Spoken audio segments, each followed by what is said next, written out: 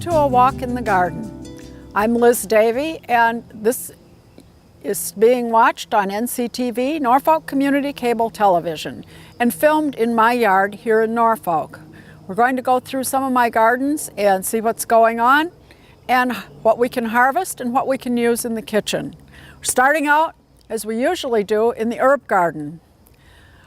Our last episode of the show was filmed 2 weeks ago, and things since then have really grown. I had great intentions of spreading mulch and doing all sorts of pruning and planting, but then it started to rain and rain and rain and rain. This is the first clear day we've had in about 2 weeks. There may have been a few hours that were clearer, but it was still pretty wet. Today is a beautiful, beautiful day, not too hot, not too cold, and it's the early part of June.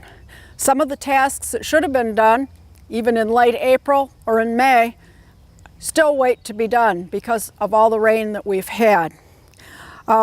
Again, we'll just keep it going as long as we can. The chives are in blossom, and today we're going to use the chive greens and also the blossoms as we do a little cooking. The blossoms are very strong tasting, so you actually have to pull them apart off the flower base. Roses are budded and will be in bloom in a couple weeks. The sorrel has been going to seed, and that is going to be cut back, and new leaves will form below. But we'll keep cutting back any that's going to seed, and then it will keep producing the leaves that we like to use in the kitchen. The same thing is true of rhubarb. If your rhubarb sends up a tall bloom stalk, it's best for the plant if you cut that off and not let it go to seed. It gives the roots of the plant a little more strength if they don't have to put up that blossom. I did add one plant, and this is comfrey, Axminster Gold. It's really a nice ornamental plant, but it's also an herb, so it went into the herb garden. Comfrey is a plant that is listed as an herb, and it used to be used medicinally. However, they have found that it does contain some alkaloids that are carcinogenic, so we don't use it medicinally anymore, except perhaps using the leaves as a poultice or something like that. It's good to make compost though, and the spent leaves can be used almost as a mulch. It's very rich in nutrients. It's also very attractive, and that's the reason I planted it here, because it really adds a little spark to my herb garden. The parsley and cilantro plants that I put in about a month ago, and also a basil plant that I put in recently, are ready to be used before the same plants are ready in the vegetable garden that were planted from seed.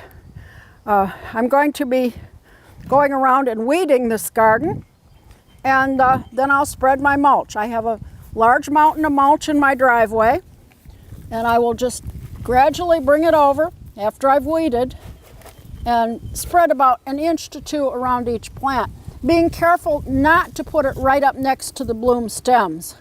Again, we'll weed out any weeds we find along the way. The next thing I need to do is do some clearing up of edges all the way along the garden. The thyme has kind of overflowed the boundary, so that needs to be cut back a little bit. And there's some grass along the edge too, that there is a railroad tie here, and we need to cut that back, as well as the ground covers that are escaping and trying to grow into the herb garden. Cut those back also.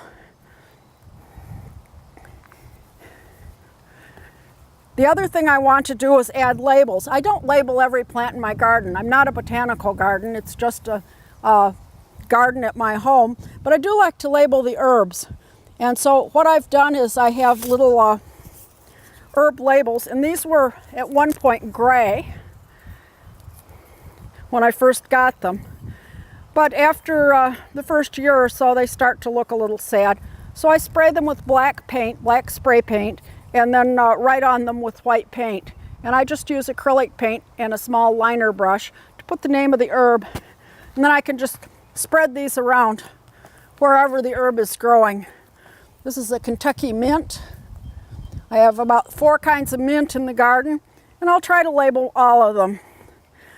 I save them from year to year, I just put them in a basket in my shed. They last a little longer if they don't stay out in the winter. This one's lemon balm, and that one's right over here. So hopefully within the next 2 weeks before we meet again, I'll have everything mulched and herbed and labeled in this garden. Anything that's too aggressive will also be headed back.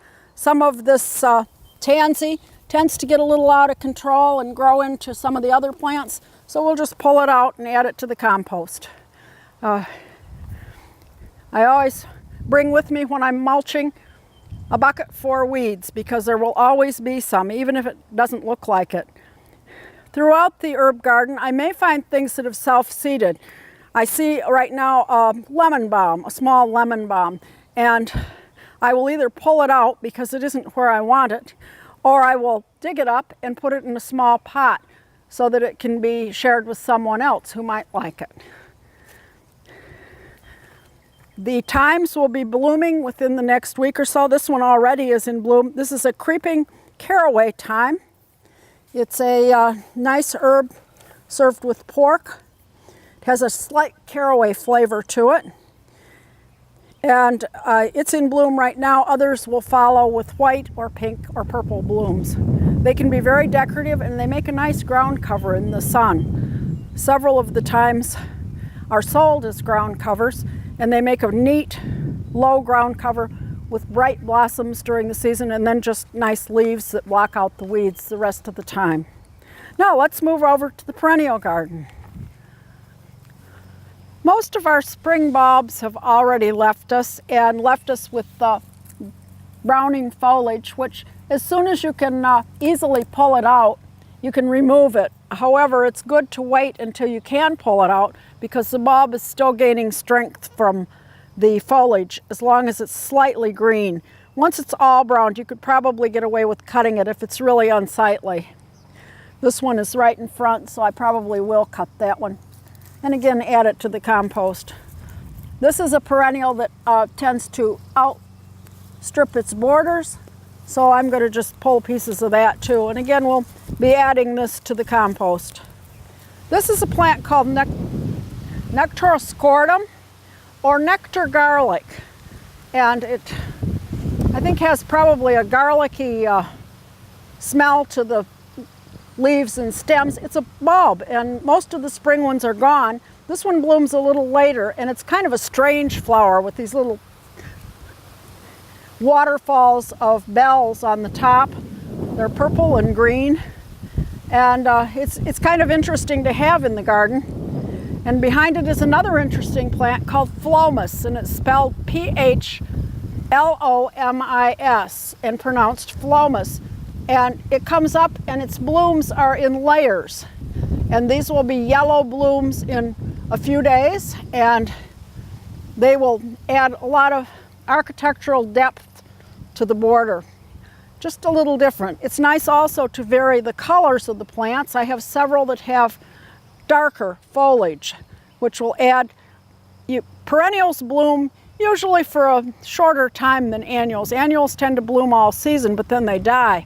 Perennials will come back each year, but their season of bloom tends to be shorter.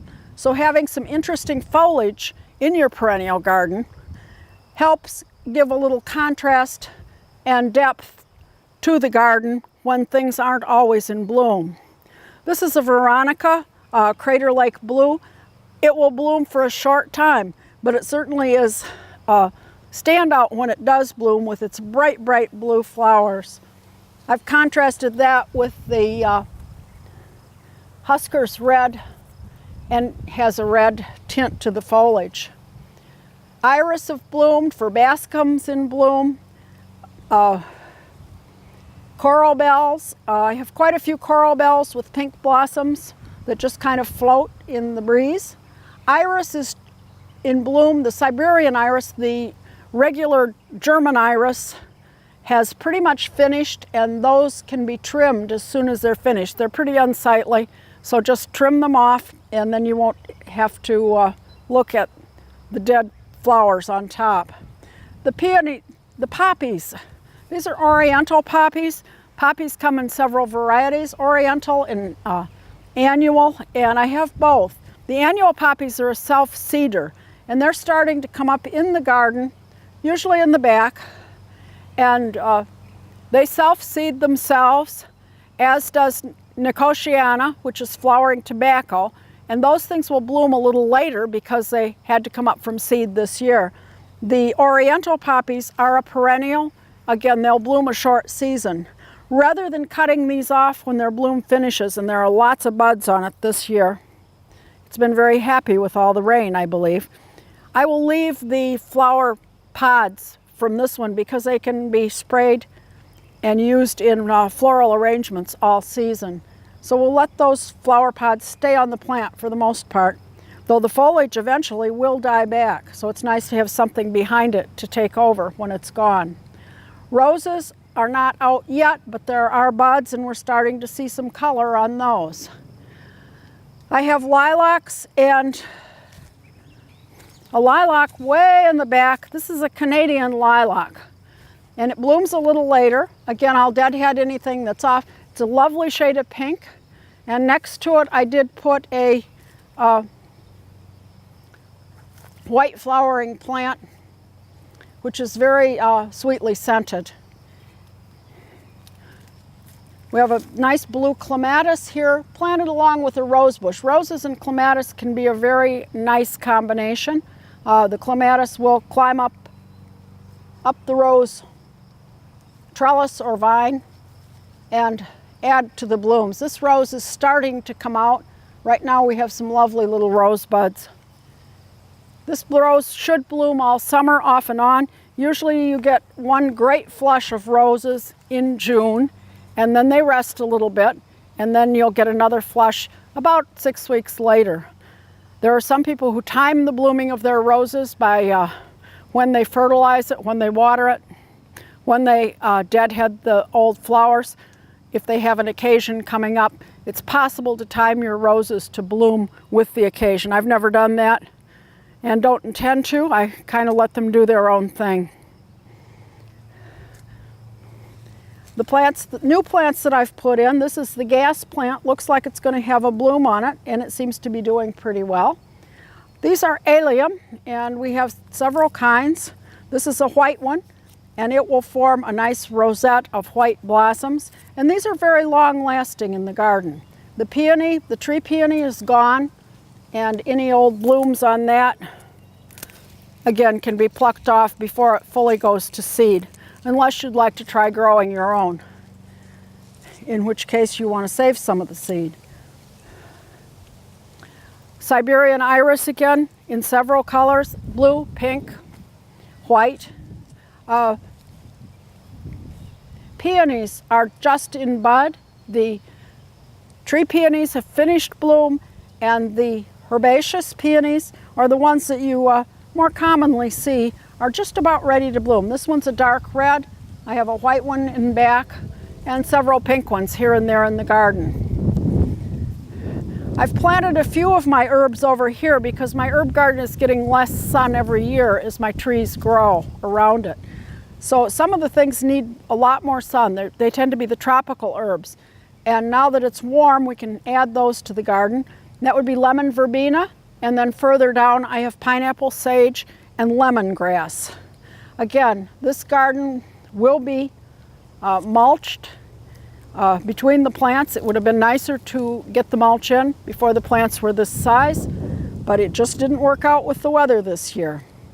I have somebody that has been chewing on my aster plants. I've sprayed them with some of the deer and rabbit spray. It's possibly a woodchuck. I am hoping it is not because they are a little hard to control, but it seems to be coming back, so I'm thinking it might have been a rabbit. It may limit our aster's bloom and definitely will limit the size of the plant as we go forward. I'm still watching the lilies, and I have quite a few lilies. I'm watching them for the red lily beetle. So far, so good. I haven't seen too many of them. They released a parasitic wasp both in Wellesley and in Rhode Island, and I have a feeling that they have spread to this location. I've had to remove some of them, but not as many as usual, and my lilies seem to be in pretty good shape this year without too much stuff that's been eaten. Now let's go over to the vegetable garden. Oh, I finally finished planting the garden and I'm waiting for the seeds to come up. I've put in quite a few plants and I've planted more seeds of herbs and flowers and hills right here of summer squash. I'll plant some butternut squash in another area down near where the peas and onions will be coming out. I haven't planted them yet. They will go in probably this week. Right now I want to get this garden mulched, and I did get my straw, but have not as yet gotten it on. But I'm going to be putting it around any of the plants that I've already planted here. And I have eggplant, and I had 3 extra eggplant which went at the ends of these rows. The shallots that I planted have come up. I have a whole row of peppers, and it's different types of peppers. I've already lost one, so I can put another plant of some sort there. I think I have an extra pepper that I can plug in. I try to save a few extra plants so that I'll have one in case one of them doesn't make it.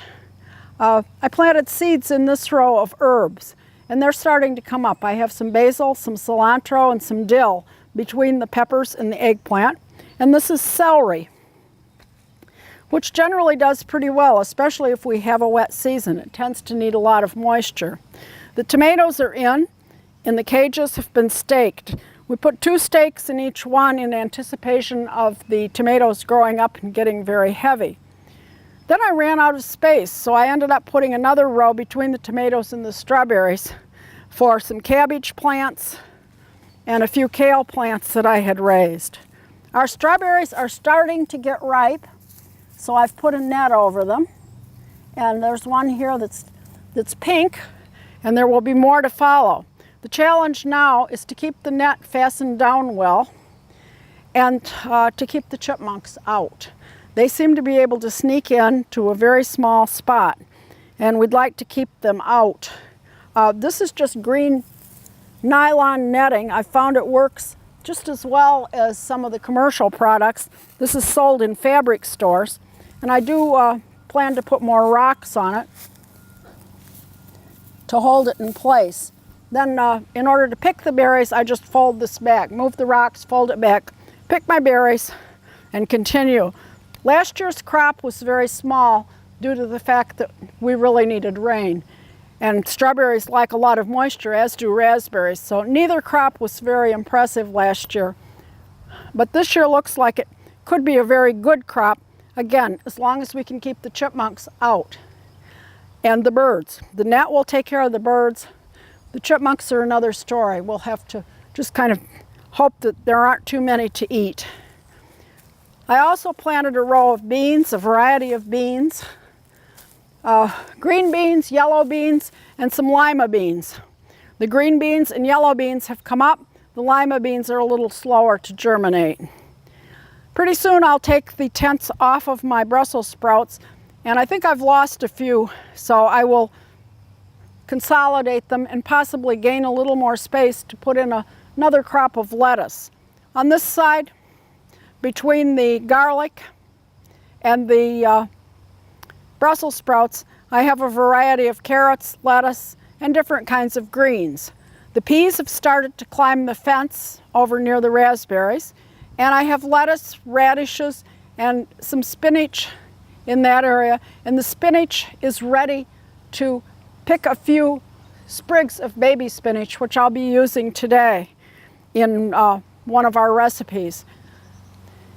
The greens that we planted in the flower pots, I'm in the process of changing the flower pots from pansies and lettuce over to perennials and annuals. And I picked the lettuce a few weeks ago. I just cut it off in one of the pots, and lo and behold, it's regrown. So I think I will plan that pot to still contain a little of the lettuce as long as it wants to come up and we can use it before we have other lettuce that's ready.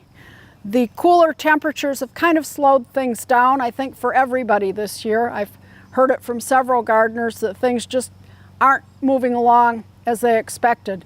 But with warmer weather and a little more rain on the way, I think we may get, in the next 2 weeks, a real spurt of growth in the garden. We can still use lovage.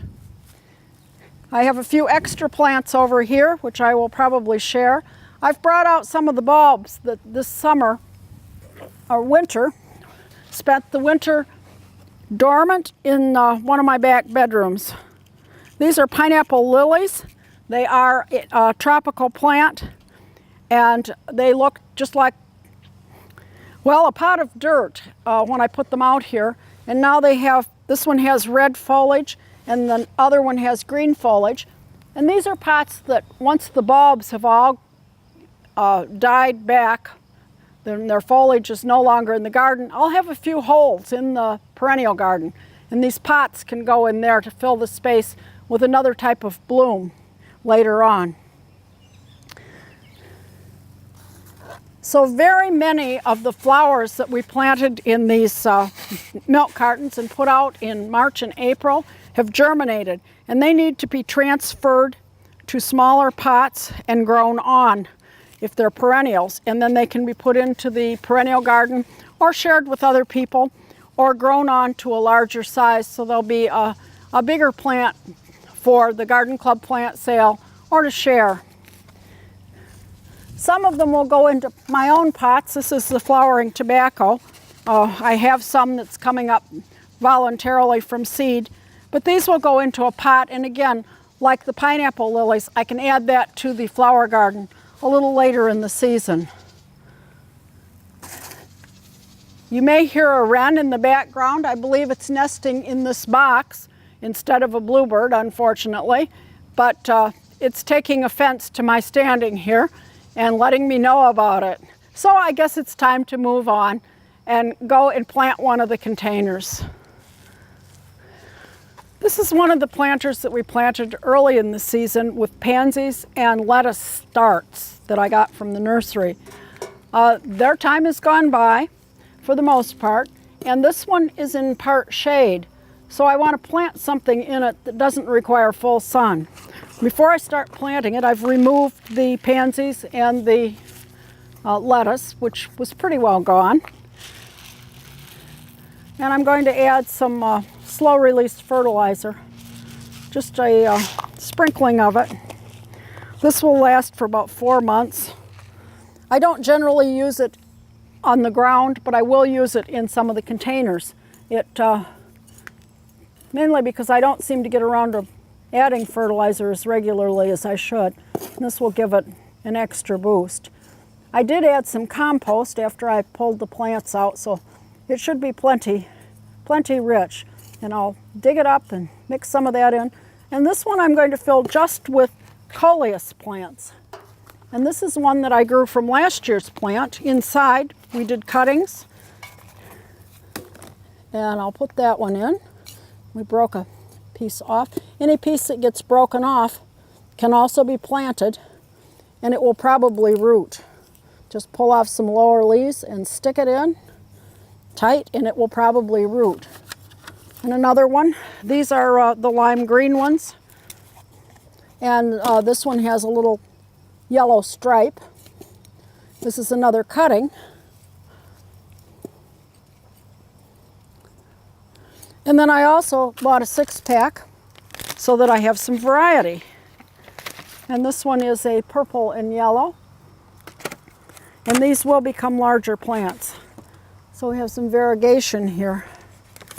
And we'll save a couple for another spot in the garden. And as I plant these, I may want to tease apart the roots a little bit. These don't seem to be too root bound. Some of the plants that you get in 6-packs have roots that just circle around the bottom, and those roots you want to break up a little bit.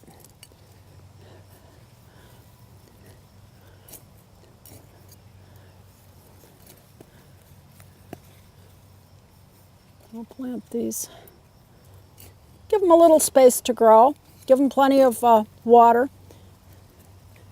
And unfortunately, if we keep having so much rain, I will probably also need to spread some of the slug killer around it, or slug discourager, or whatever. It's an iron phosphate product. It's good for the plants, not good for slugs, and it will discourage them from nibbling. Coleus is one of the plants I found I cannot grow it in the ground or it will get consumed by slugs in the shade. So we want to keep it out of the, off the ground is the main thing. So putting it in a tall pot really seems to work pretty well for me. I will water it in a little, and then I'll watch and make sure I don't have damage. As things dry out after all the rain, that should help with the slug problem quite a lot. I've been using it around the hostas back here, and that seems to help a lot to start early. But with the potted plants, I definitely need to sprinkle some in to discourage the slugs, because they'll climb right up and into the pot. Not as bad as on the ground, but bad enough that they can really do a lot of damage. Let's move a little further into the shade garden. I have a lot of rhododendrons and they've stopped blooming. I don't deadhead all of them, but this one, because it is so much in view as you come into my garden, I probably will. And that's easily done by just pinching off the old bloom in the middle. This is also the time to cut back rhododendrons, and this one definitely is getting, excuse me, a bit overgrown. So I'll probably prune this off a little bit as well as I deadhead it, so that we can see some of the things that are underneath. This one is very happy in this location, and it's kind of growing over some of the other plants. So I'll be taking some of that off and adding the cuttings to a long-term compost pile I have. Takes a little longer than my regular kitchen pile. The rhododendrons really did well this year. They lasted a long time with the cooler weather, but there comes a time when they're gone, and azaleas as well, and it's time then to do the pruning. This is pruning that we didn't do earlier in the spring. Had we pruned this one earlier in the spring, we would have probably pruned off a lot of the blossoms. You'll be able to tell soon where the blooms for next year will be, and if you do delay pruning, you can avoid them as you go. But this one, again, needs to be cut back quite a bit on this edge at least, and there are others in the same boat in the rest of the garden. So that's another task for the coming weeks, to clean it up, and it will look much better once I get all the old blooms off of it. Most of them are dropping on the ground, and that's another story that we can clean up with the shop vac. Now let's move back a little more into the shade. The moisture has really filled out the shade garden. The hostas have all just really bloomed nicely. They haven't bloomed yet, but their leaves have expanded. The Brunnera has bloomed. This has little blue flowers on it. And as it comes out of bloom, I will cut back the bloom stalks to neaten up the plant. We'll continue to enjoy its nice heart-shaped foliage all summer, but you don't need the old bloom stalks. It will spread, and that's another reason to cut them off. This garden's getting pretty full. I don't really want too much more to spread. So if you want it to spread into an area, by all means leave the blooms on and it will form seeds and you'll have it all over. But I try to take them off, at least in some areas. The other thing you can take off are the blooms of the hellebores if you don't, again, want them to reseed. And I'll just be cutting some of those off. I usually leave some to reseed, but they become dried up. This one would form a seed pod. In fact, it has formed seeds. You can see the seeds right here, which I could probably even plant. They tend to reseed unless you have hybrids. In that case, it's good to remove the blossoms on a hybrid. though it forms only sterile seeds, if any, but the vigor of the plant will be improved if you do take off the old blossoms. Again, this area is full of hosta, or hellebores large and small, so I will remove some of the blossoms so that I won't have to weed out the little plants again next year. The other plant that's in bloom right now is lamium, and this is silver dragon, I think, or lavender frost. I probably have planted both, and they perhaps have intermingled. It's a nice little lavender ground cover. It is getting a little aggressive, and again, some of that needs to be weeded out as well before it crowds out any other plants. Now let's head back towards the pond. This year has been a bumper crop for maple seeds, or airplanes as we used to call them when I was a kid, floating down from the sky from the maple trees. I think last year's drought forced them to put on extra seed this year to ensure that they would survive forever. It's meant very constant cleaning of the pond skimmer because they fall into the pond, because my pond is in the shade, and are caught by the skimmer. So to keep it clear, there are still some that have fallen into the pond that will disintegrate. We've got the waterfall running in the skimmer. I've added a few extra plants. I added the elephant ears that were here last year that are in the pots, but I'm not so sure they have enough vigor to grow. I added a new grass and also a ginger plant that was inside, and those should continue to expand. And I may get several new plants as we go along. Again, keeping it clean is one thing. I've also put some annuals in pots around. Again, impatiens are difficult to grow if you have a lot of slugs in the area. And any place that you have a lot of shade and leaf litter and close set plants, slugs just love that area. So you have to, again, use some of the slug magic around those plants in order to keep them growing. I got a flue tile, and this is going to be put into the pond. And I'm waiting for a nice day when I can get in the pond in my shorts and locate it in a good location. This will put on its side like this down into the pond. It will give the fish a place to hide in case a heron comes. Whether they will use it, I don't know, but if they get inside there, it should be easy to escape any predator that comes. This has worked in other ponds for other people, and I'm hoping it works here. We lost all our fish last year, and we'd like to add some new ones this year. We'll just add goldfish, and after they have a place to hide. Last year they were eaten after I had removed the plants, the skimmer, and the waterfall, so I'm thinking that possibly left a large open space that the heron could just hop right in and fill his belly. This year we'll have an area where the fish can get away from a heron or a raccoon or any other predator that particularly likes fish.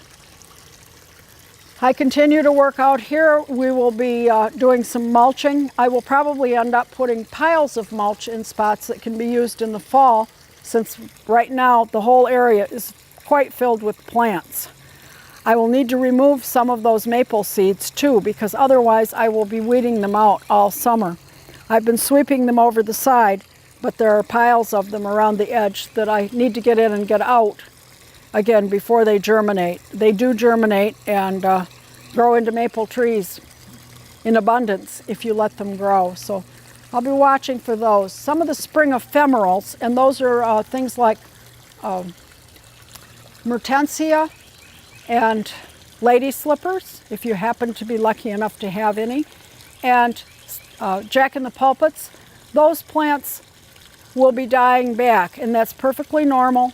As the season progresses, they'll just normally die back. They're called spring ephemerals, and that's what it means, that they're there in the spring and then they disappear. So you need to have a plan to have something else take their place as they disappear.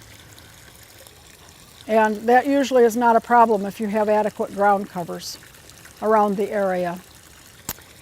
Now let's go inside and use some of those herbs to create a few things that we can consume.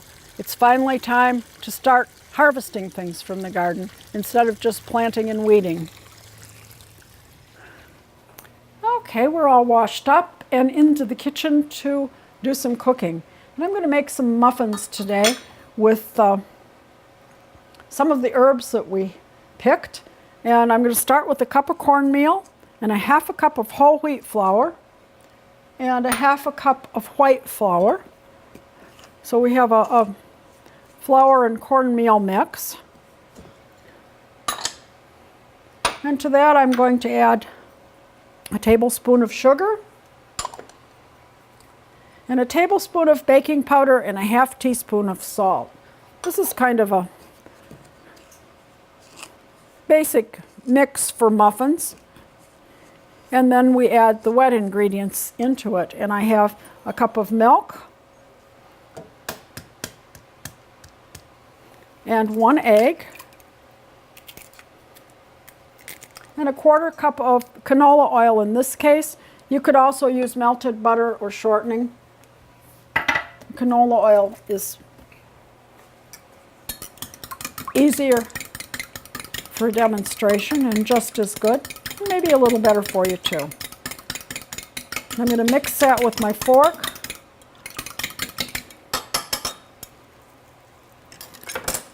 And add it to the mix of dry ingredients.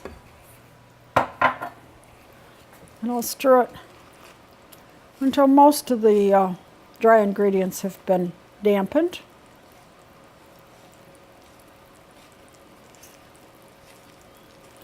You don't want to overstir a quick bread or it will be tough.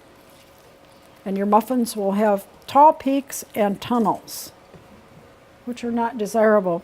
These are chive blossoms. And we had the whole blossom is a little rosette, and I pulled the blossoms right off of that, so they're individual pieces. They have a very pronounced onion flavor, so this will be a good side dish. And then I also have 2 tablespoons of oregano, and that's cut fresh. And we mince that, and I'll stir that into the batter. Our baking powder is already starting to work. And then we'll fill our muffin pans, which I've already greased. I used a cooking spray with those.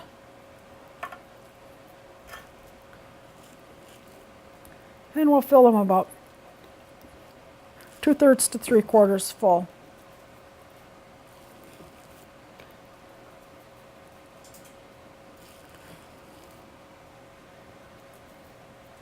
If you wish to serve these as part of a tea or something like that, you could always use mini muffin pans, and you'd probably get 2 to 3 dozen mini muffins for each dozen regular muffins. You can always do that as you go if you want to make mini muffins instead. But I decided that these would be good with the salad that I'm also making.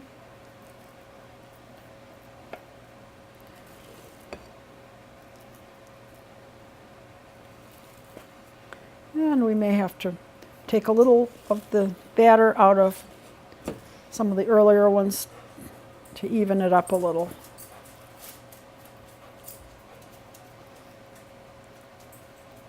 These were a little full.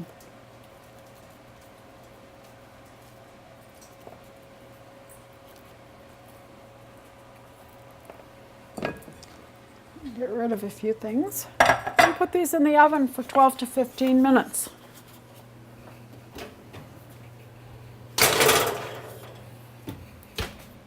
And we'll put the timer on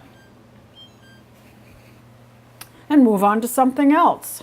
The next thing I want to make is a cheese spread, and I think I've probably done this on shows in the past, but it's one of my favorite ones and it bears repeating. It's pretty simple to make. It's 3-herb cheese spread, and the herbs are parsley, dill, and chives, and these are all available in the garden right now. And I'm just going to stir the cream cheese with about 1/4 cup of heavy cream, and I'll kind of add that slowly.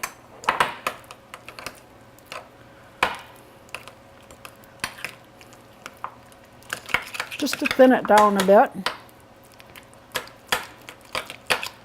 You could probably use a hand mixer with this if you wish. And you can make it any consistency that you want. This has been softened, so once it's chilled, if you want to serve it chilled, it does need to be a bit thinner.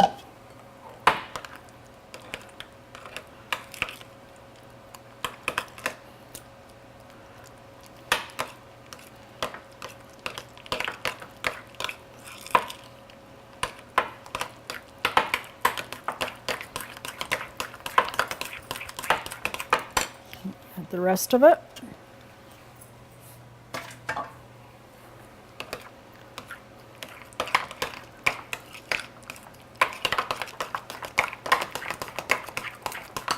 And I need another spatula. Get some of it off the spoon.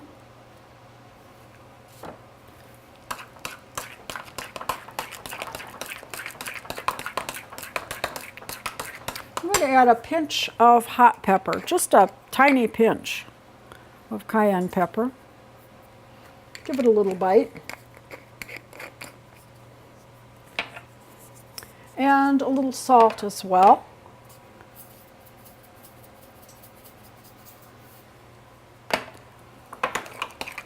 And then 2 tablespoons each of chopped parsley, chopped dill, and chopped chives.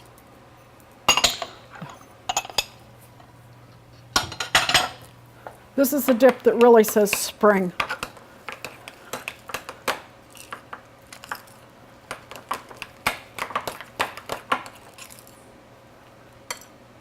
And it's very good with most any kind of crackers, spread on bread.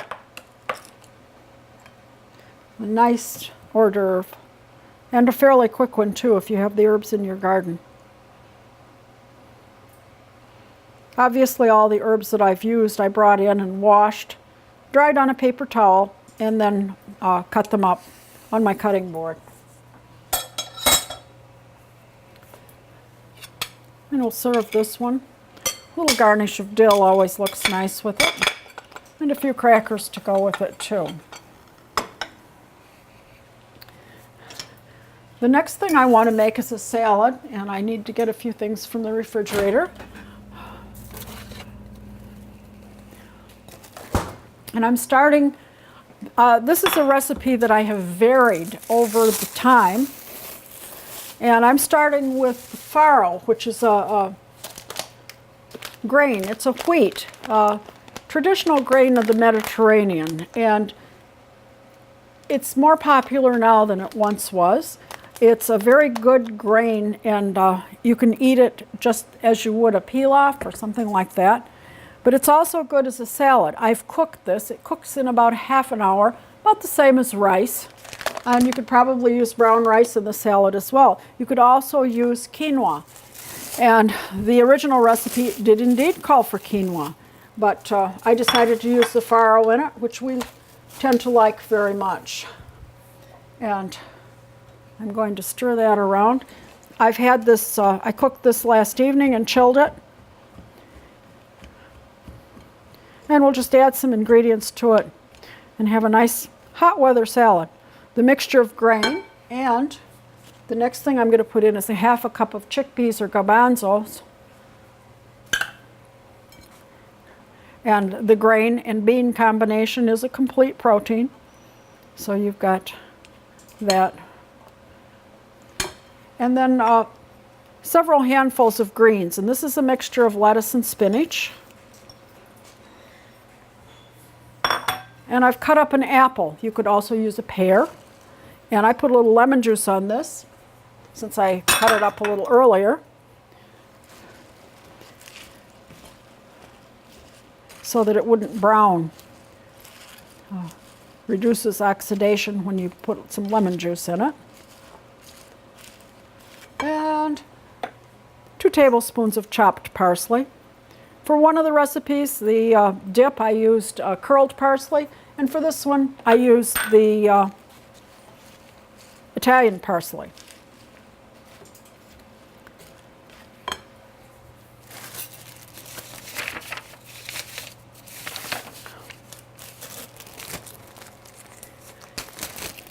In the oven, when I was preheating it, I toasted some pecans, and I'll add a handful of pecans.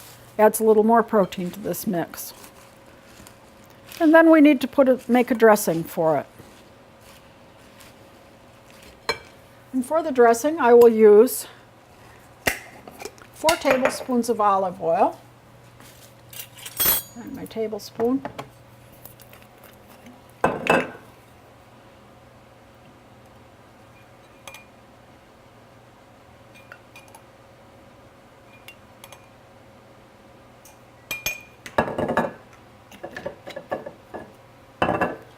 And I'm using, you can use any kind of vinegar you would like. White balsamic is very good. That was the recommended one, however, I don't happen to have any right now. Not always easy to find, so I'm using cider vinegar. We have apple in the salad, so this should complement it nicely.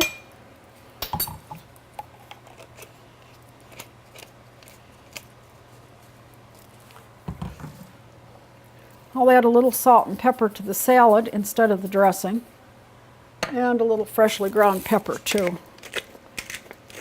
Just a bit. And to finish the dressing off, 2 tablespoons of pure maple syrup.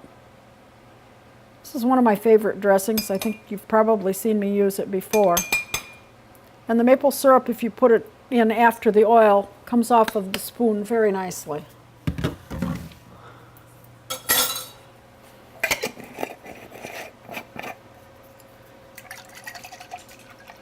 And we'll shake that all together in a glass jar and add it to the salad.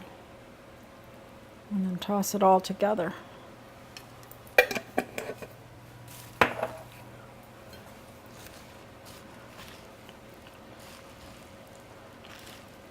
This makes a colorful and nutritious salad very nice for a warm day, for a luncheon, or even for dinner.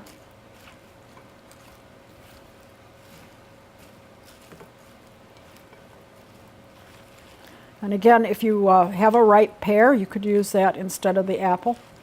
And instead of the pecans, you could use another type of nut. Walnuts would be good, or even almonds. So there's our salad. Our muffins will be out in a few minutes.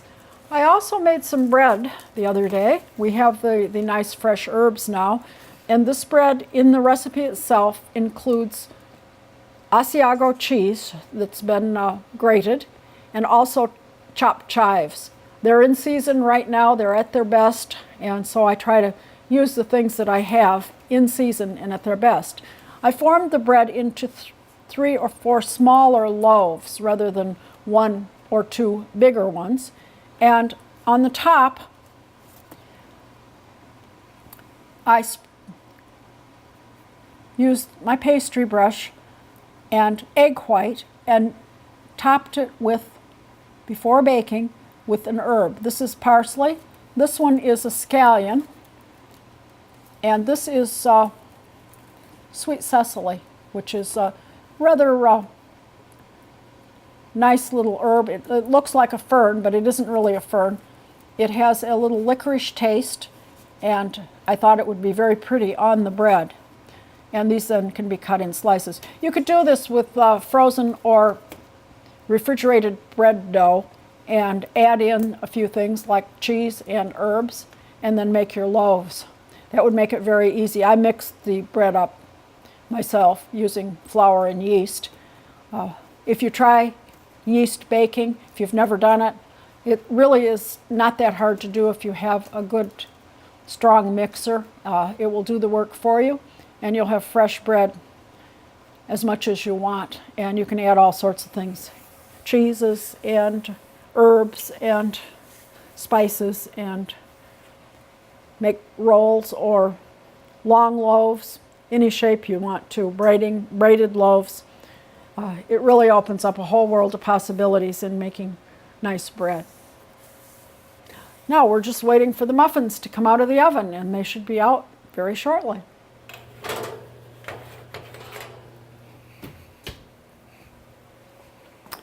They're nice and hot out of the oven. And one trick when you make muffins, right when they come out of the oven, if you aren't going to put them on a rack right away, at least tip them sideways and then they won't be soggy. I'm going to put a few on a plate.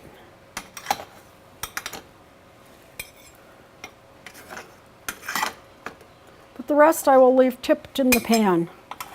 And that way this is true of blueberry or any type of muffin that you might bake.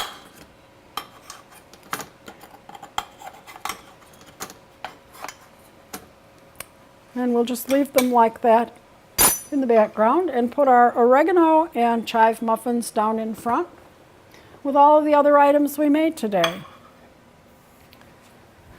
It's been great to have you join me in the garden for a nice walk on a beautiful spring day. I hope you'll be back again. You're watching A Walk in the Garden on NCTV, Norfolk Community Cable.